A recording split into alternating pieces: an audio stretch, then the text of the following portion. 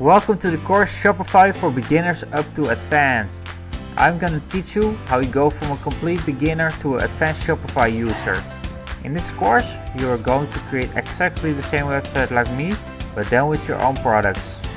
I will put slider images in the resources so you can use the same slider images like me. And we are going to use a free theme in this course. Let's switch to the dashboard of Shopify. So right over here, I'm gonna explain you it all step by step how it works.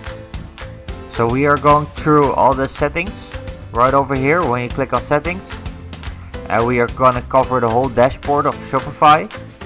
So I'm gonna learn you how you master the Shopify system in less than 2 hours. So that's great. So what you see right over here, we're gonna go through all the settings too.